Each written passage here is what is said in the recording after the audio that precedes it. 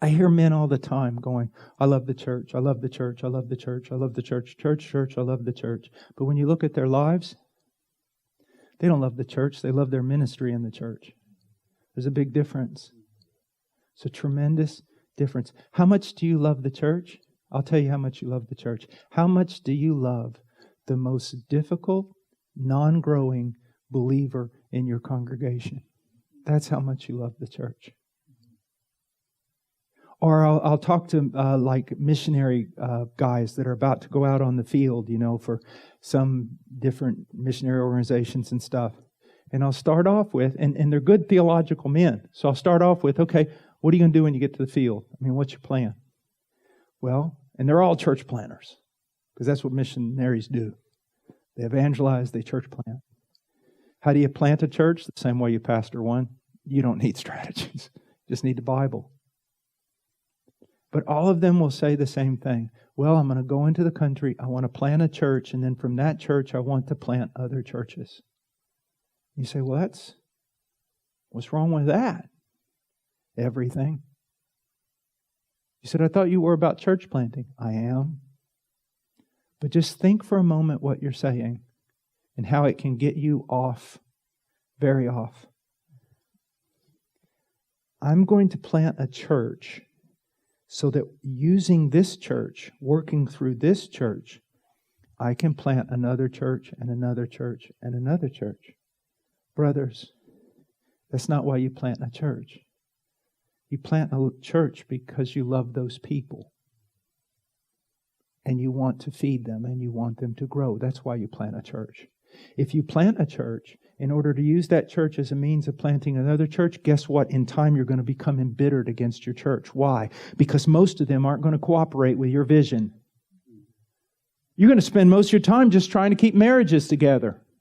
You're going to spend so much time discipling wayward children. You're going to spend so much time with people. It's literally the same question and the same problem for the last 20 years.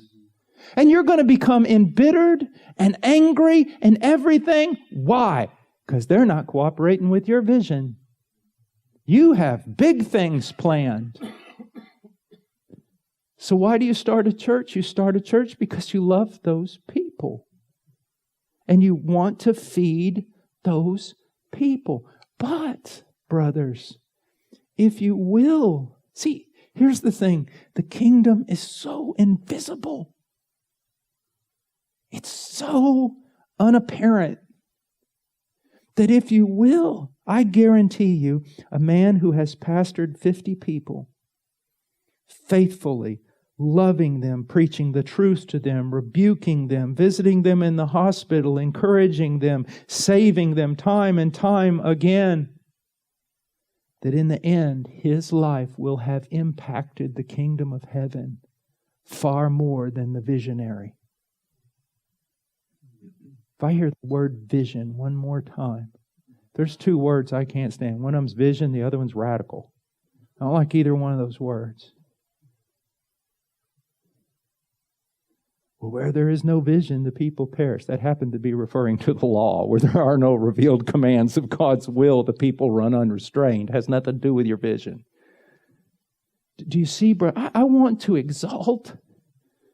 I want to so exalt, because it's biblical to do so, the position of a pastor.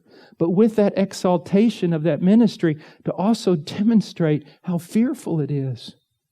It is a fearful thing. And I see so-called pastors throwing people into the ministry. Throwing people to the mission field. Laying their hands on people as though they fear not God. They're the same they're not like Uzzah trying to steady the ark. They're wanting to peer inside. And so just look at this. You're going to be held accountable for the way you treat the bride of him who comes from Bosna. The one whose robe is covered in blood. And at least part of that blood's from his enemies. You're responsible for his bride. And sometimes I am so amazed on how the Lord will test me And it's frightful in that you're tired and all these, big important speakers all want to go to dinner and you haven't had any fellowship. You've been pouring yourself out for 4 days in a conference and here's all your heroes going to dinner. And then all of a sudden, some little man who just came to the United States from Ghana comes up to you and goes, I really need help. Can I talk to you? And you're like, and you're making a choice right there. And it's Christ who's laying it before you. You're going to minister to me? Or are you going to go eat with the big boys? What are you going to do? Do you see? He's done that to you, hasn't he? Every difficult person, every person who doesn't contribute to your ministry but holds you back, every person that wastes your time, what are you going to be? What are you going to be?